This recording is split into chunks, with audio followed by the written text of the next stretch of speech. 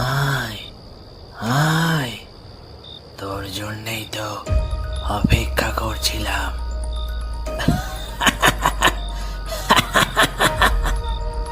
অনেক দিন বাদে আমি উজ্জীবিত হব আজ। আজ যে তোকে উৎসর্গ করব, উৎসর্গ।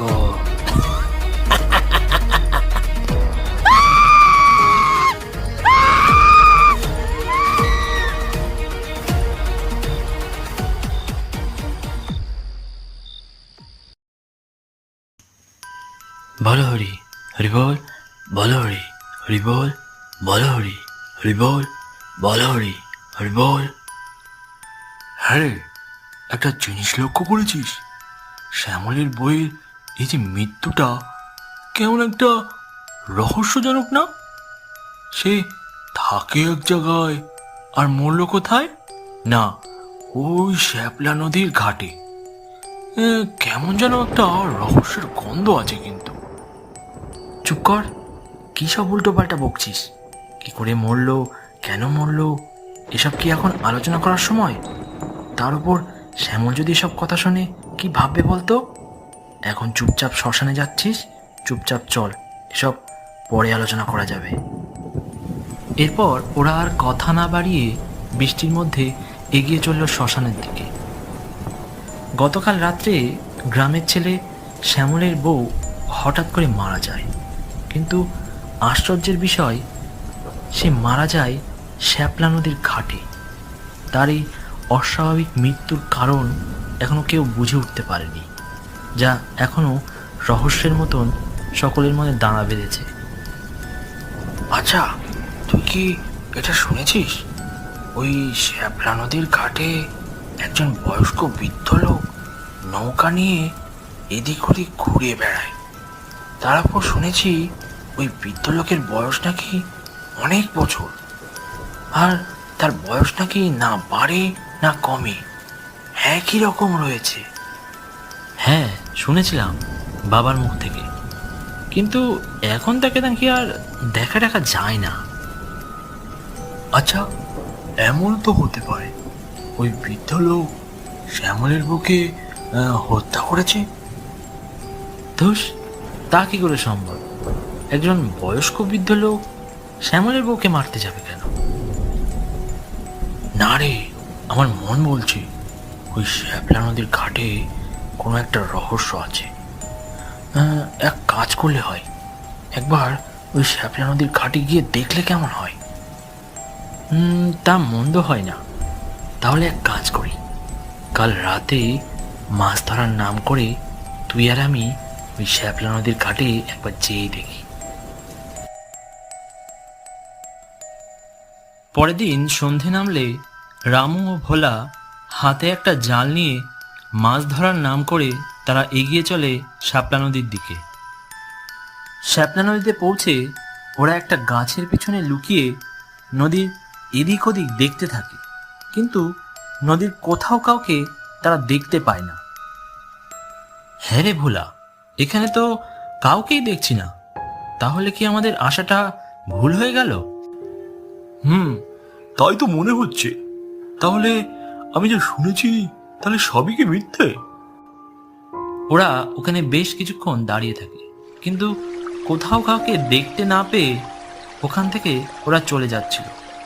ঠিক ওই সময় নদীর ওপর থেকে একটা বয়স্ক গলা ভেসে এলো। হ্যাঁ রে, তোরা চলে যাচ্ছিস কেন? আওয়াজ শুনে ওরা দেখলো নদীর উপর একটা নৌকা ভাসছে, যার উপর বসে আছে একটা বয়স্ক বুড়ো লোক। দেখতে বড়ই অদ্ভুত। সামনের দুপাশে ও গোপে চুল পাক ধরেছে, তার উপর তার সামনে একটা ছোট্ট উনুনে টকবক করে ফুটছে কিছু একটা ঝোল। কি হে, তোরা চলে যাচ্ছিস কেন? যেটা করতে এসেছিস সেটা না করেই চলে যাচ্ছিস। এটা শুনে দুজনে একটু অবাক হয়ে যায় এবং উত্তরে রামু বলে, আমরা আবার কি করতে এসেছি?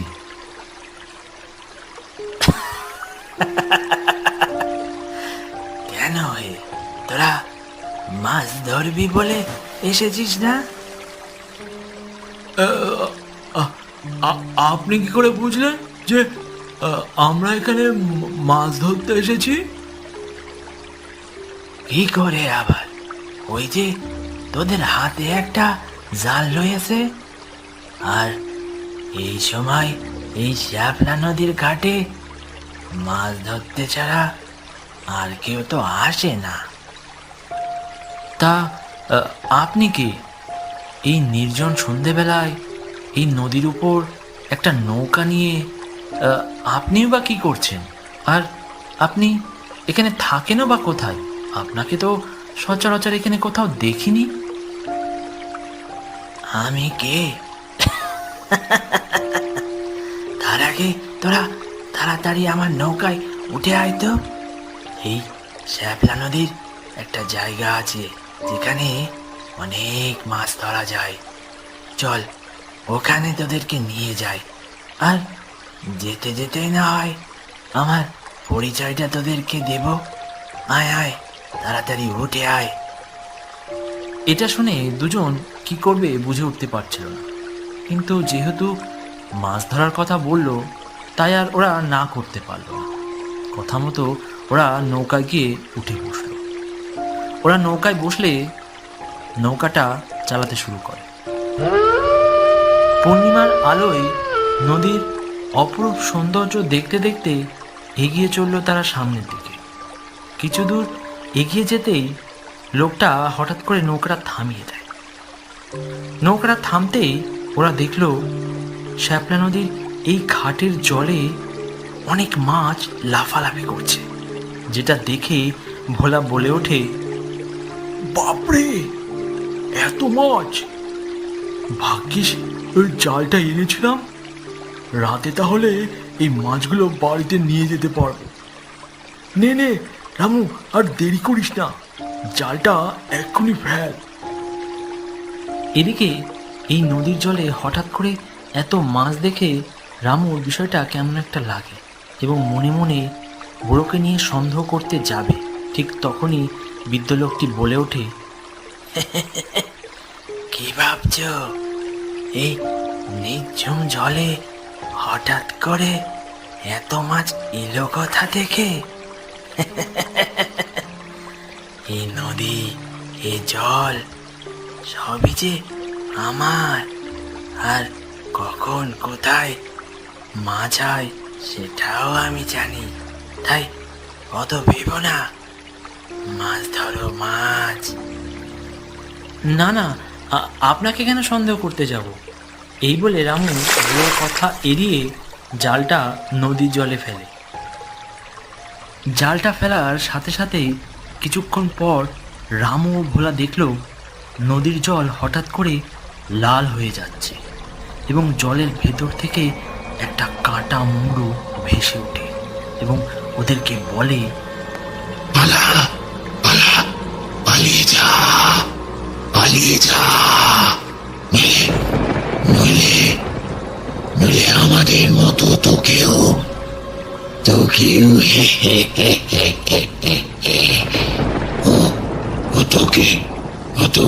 ছেড়ে দেবে না কিন্তু। পালা পালা, পালিয়ে যা। এই কথা বলে মুন্ডুটা আবার জলের মধ্যে মিশে গেল। সেই সঙ্গে জলটাও আগের মতন হয়ে গেল। এদিকে এই বিষয়টা একমাত্র রামু ও ভোলা ছাড়া ওই বুড়ো লোকটি দেখতেও পেল না, শুনতেও পেল না। এরপর ওরা বুঝলো এই বৃদ্ধ লোকটি সুবিধের নয়, তাদের সাথে কোনো না কোনো খারাপ কিছু করবে বলেই তাদেরকে এখানে নিয়ে এসেছে। এই দৃশ্য দেখার পর ওরা রীতিমতো ভয় পেয়ে যায় এবং এখান থেকে বাঁচার জন্য রামু ওই বৃদ্ধ লোকটিকে বলে, আমরা আর মাছ ধরবো না, আমাদেরকে তাড়াতাড়ি ডাঙায় লাভিয়ে দিন, আমরা বাড়ি যাব। বাড়ি যাব?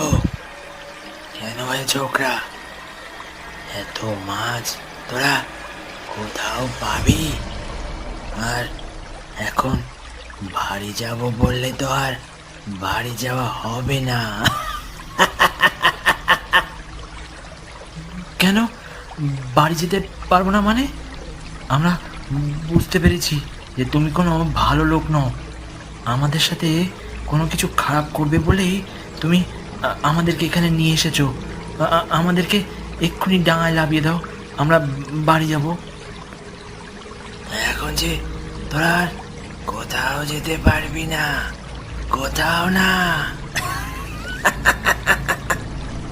এই বলে ওই বয়স্ক লোকটি হঠাৎ করে দুহাত আকাশের দিকে তুলে চিৎকার করে বলতে লাগলো, হে কাল পিশাচ, হাজির হও, হাজির হও। আমি আবার এই পূর্ণিমার রাতে তোমার উপহার নিয়ে এসেছি। হাজির হও, হাজির হও। এ কথা শেষ হতেই হঠাৎ করে চারদিকে হাওয়া বইতে শুরু করে, আর আকাশের মেঘগুলো আস্তে আস্তে এক হয়ে চক্রাকারে পাক খেতে থাকে। আর তার মধ্যে থেকে একটা লাল ছায়া ধীরে ধীরে এক বিশাল আকারের লাল দেহ নিয়ে আস্তে আস্তে তাদের সামনে উপস্থিত হয়। এসেছো, এসেছো তুমি। আজ আমি একা নই, আরো দুটো তাজা প্রাণ নিয়ে এসেছি তোমার জন্য। এ কথা বলা মাত্রই ওই বিশাল লাল মূর্তিটা ভয়ানক দৃষ্টিতে তাদের দিকে তাকাতে থাকে এবং বলে, শুভ কাজে দেরি কেন? নিয়ে এসো আমার উপহার, দাও। রামু ও ভোলা তাদের সামনে এই ভয়ানক বৃদ্ধ মাঝি ও লাল পিশাচের কথা শুনে রীতিমতো ভয় পেতে থাকে। ঠিক তখনই হঠাৎ করে শ্যাপলা নদীর জলের ভেতর থেকে এক এক করে বেশ কিছু কালো ছায়ামূর্তি বেরিয়ে এলো এবং বৃদ্ধ শয়তান মাঝিকে উদ্দেশ্য করে বলতে থাকে, আজ আজ এত বছর ধরে একের পর এক মানুষের জীবন তুই ওই কাল পিশাচ খানার কাছে উপহার বানিয়ে তুলে দিচ্ছিস, আর তার বদলে তুই পেয়েছিস আমরণ যৌবন শক্তি। কিন্তু আর না। কি তোরা সব এক হয়ে আমাকে মারবি?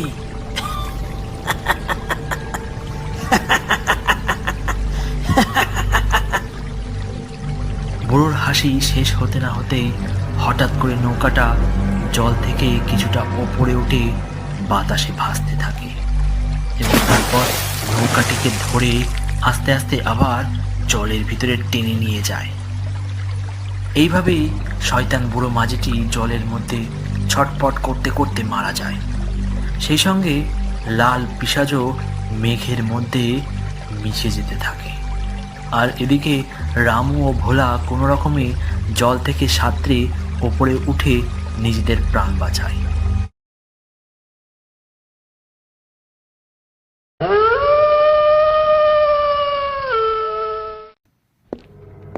সিনেমাটা এত সুন্দর ছিল যে কখন যে রাত হয়ে গেছে বুঝতেই পারিনি। তাও ভাগ্য ভালো আজ পূর্ণিমার রাত, নইলে পুরো রাস্তাটাই অন্ধকার হয়ে থাকে। তার উপর সামনে শ্মশান ঘাটের মাঠ।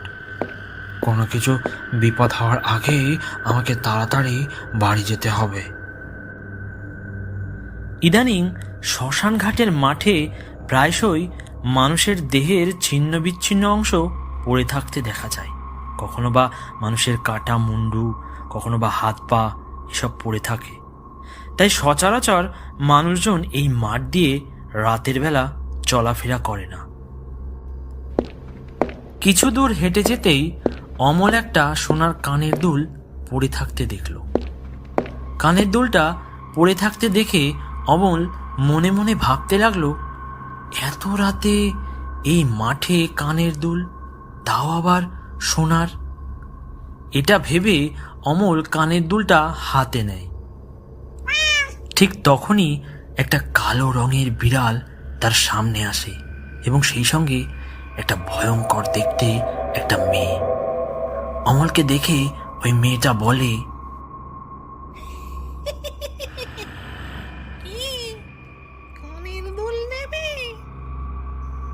না না, আমার সব কিছু চাই না, আমাকে ছেড়ে দাও, আমি কিছু করিনি।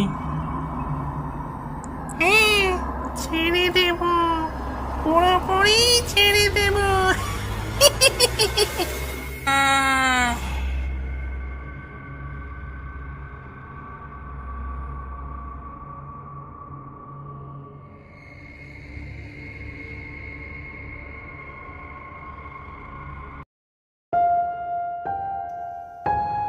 অমলবাবুর ঘটনাটা শুনেছিস তো? হ্যাঁ শুনেছি, কিন্তু এই রকম ঘটনা হওয়ার কারণটা কি? প্রায় দিন ওই শ্মশান ঘাটের মাঠে মানুষের কাটা মুন্ডু, কাটা হাত পাওয়া যায়। আর এইভাবে চলতে থাকলে আমাদের তো না খেয়ে মরতে হবে। হ্যাঁ, তুই যা বলেছিস, গত 2-3 দিন হলো নদীতে মাছ ধরতে যেতে পারিনি। আমি একটা কথা বলবো তোমাদেরকে।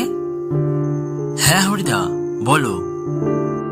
আমি শুনেছি ওই শ্মশান ঘাটের আগে এক তান্ত্রিকের আবির্ভাব হয়েছে, আর ওই তান্ত্রিকের কাছে যেই বা যারা তাদের সমস্যা নিয়ে যায় তাদের তিনি উপকার করেন।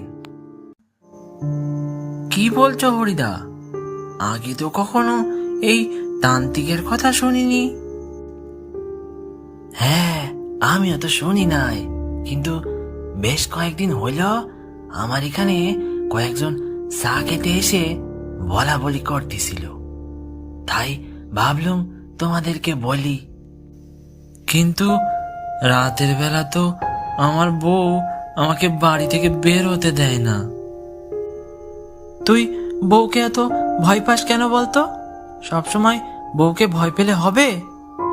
শোন, এক কাজ করিস, রাতের বেলা আমি তোকে জানলায় গিয়ে ডাকবো, আর তোর বউ যখন ঘুমিয়ে পড়বে তখন তুই চুপি চুপি চলে আসবি, আর আমরা দুজন মিলে প্রথমে ওই তান্ত্রিকের কাছে যাব এবং তারপর মাছ ধরতে নদীতে।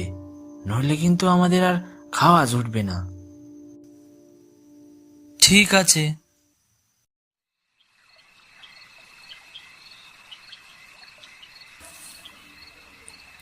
হ্যাঁ গো, শুনলাম কাল রাত থেকে অমলবাবুকে শ্মশান ঘাটের মাঠ থেকে নাকি পাওয়া যাচ্ছে না। হ্যাঁ, আমিও তো তাই শুনলাম। তোমার তো আবার রাত বেরোতে ঘরের বাইরে বেরোনোর স্বভাব। আজ থেকে যেন কোথাও বেরোনো না হয়, চুপ করে গিয়ে আমার পাশে শুয়ে পড়বে, নইলে কিন্তু তোমার খবর আছে, এই আমি বলে দিলুম। ঠিক আছে। এরপর খাওয়া দাওয়া শেষ হলে আকাশ ও তার বউ শুয়ে পড়ে। তারপর রাত হলে সুজয় জানলার পাশে এসে আকাশকে চুপি চুপি ডাক দেয় এবং বলে, কিরে আকাশ, ঘুমিয়ে পড়েছিস নাকি? তাড়াতাড়ি ওঠ। সুজয়ের ডাক শুনে আকাশ চুপি চুপি খাট থেকে উঠে বাইরে বেরোয়। আমাদেরকে প্রথমে ওই তান্ত্রিকের কাছে যেতে হবে। হ্যাঁ, ঠিক বলেছিস তুই। এরপর ওরা দুজন আস্তে আস্তে হাঁটতে থাকে এবং হাঁটতে হাঁটতে বেশ কিছুক্ষণের মধ্যে ওরা তান্ত্রিকের ওখানে এসে পৌঁছায়। তান্ত্রিকের কাছে পৌঁছে ওরা দেখল এক বিশাল আকার অগ্নিকুণ্ডের সামনে এক তান্ত্রিক হোম করছে, আর তার চারিদিকে মরা মানুষের খুলি পড়ে আছে, যা দেখতে খুবই ভয়ঙ্কর। ওম রিং কিং চামুন্ডায় নমঃ। ওম রিং কিং চামুন্ডায় নমঃ। বাপরে বাপ, এ তো দেখছি ভূতের থেকেও কম ভয়ানক নয় দেখতে। চুপ চুপ, এখন উল্টো পাল্টা বলিস না, শুনতে পেলে আমাদের রক্ষে নেই কিন্তু। এরপর দুজন মিলে আস্তে আস্তে তান্ত্রিকের সামনে যায় এবং তান্ত্রিককে দেখে ওরা বলে, প্রণাম তান্ত্রিক বাবা। তোমরা কারা? এখানে কি করতে এসেছ? আমাদের গ্রামে ভারী বিপদ বাবা। বিপদ? কিসের বিপদ? রাতে শ্মশানঘাটের মাঠ থেকে যেই বা যারা যায় তাদেরকে আর খুঁজে পাওয়া যায় না। সকালে হয় তাদের কাটা মুন্ডু বা দেহ পাওয়া যায়, আর এর জন্য আমরা রাতে মাছ ধরতে নদীতে যেতে পারি না। আর এভাবে চলতে থাকলে আমরা যে সবাই না খেয়ে মরব। তাই বাবা, আমাদের সবাইকে রক্ষা করুন, কিছু একটা করুন বাবা।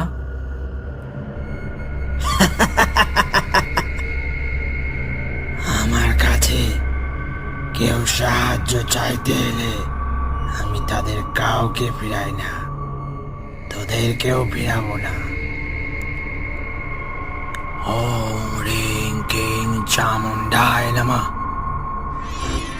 এই জলের ঘটিটি নিয়ে তোরা ওই শ্মশান ঘাটের মাঠ থেকে ছিটাতে ছিটাতে যাবি, দেখবি আর কোনো বিপদ তোদেরকে ধরতে পারবে না। এরপর সুজয় ও আকাশ জলের ঘটিটা নিয়ে ওখান থেকে চলে যায়। কিছু দূর যেতেই আকাশ সুজয়কে বলল, যা, আমরা তো মাছ ধরার জালটা ওখানেই রেখে এসেছি। হ্যাঁ রে, তাই তো, আমিও তো রেখে এসেছি। এরপর দুজন মিলে আবার ওই তান্ত্রিকের কাছে যায়। তান্ত্রিকের কাছে যাওয়ার আগে ওরা দুজন দূর থেকে লক্ষ্য করলো একটা কালো রঙের বিড়াল ওই তান্ত্রিকের সামনে এসে উপস্থিত হলো এবং সেই সঙ্গে অদ্ভুত এক ভয়ঙ্কর দেখতে মেয়েও আবির্ভাব হলো তার সামনে। তাদেরকে দেখে তান্ত্রিক বলল, যা, তোদের জন্য আরো দুটো খাবার পাঠিয়েছি, তাড়াতাড়ি ওদেরকে মেরে ওদের কাটা মুন্ডুটা আমার কাছে নিয়ে আয়। আর মাত্র 7টা জ্যান্ত মানুষের মুন্ডু হলে আমি শক্তিশালী তান্ত্রিক হয়ে যাব। আর এটা তো কেউ জানে না যে আমার জীবন এই বিড়ালের মধ্যে আছে। এদিকে এইসব ঘটনা সুজয় ও আকাশ দূর থেকে দেখছিল। তারপর ওরা দুজন মিলে ওই তান্ত্রিকের সামনে এসে উপস্থিত হয়। ওদেরকে দেখে তান্ত্রিক বলে, তোরা আবার এসেছিস? হ্যাঁ, আমরা জেনে গেছি এতদিন ধরে আমাদের সাথে যা যা ঘটনা ঘটেছে তার সব কিছুর কারণ তুমি।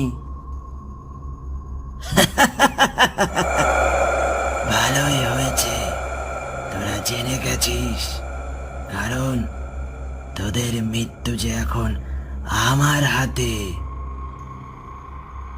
যা কালিনী, ওদেরকে মেরে ওদের মুন্ড দুটো আমার কাছে নিয়ে আয়। এরপর ভয়ঙ্কর রূপী মেয়েটা তান্ত্রিকের আদেশ পেয়ে ওদেরকে মারার জন্য ওদের কাছে যেতে থাকে।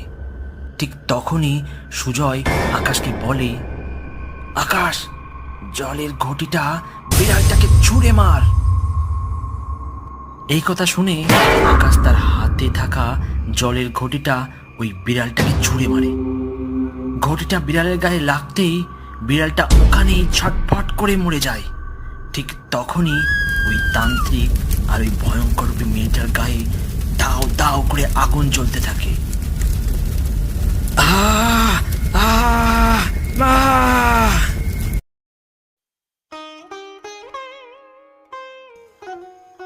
এরপর থেকে ওই গ্রামের শ্মশানঘাটের মাঠ থেকে যেই বা যারা রাত্রে যাতায়াত করে তারা আর কখনো কোনো বিপদ ঘটেনি।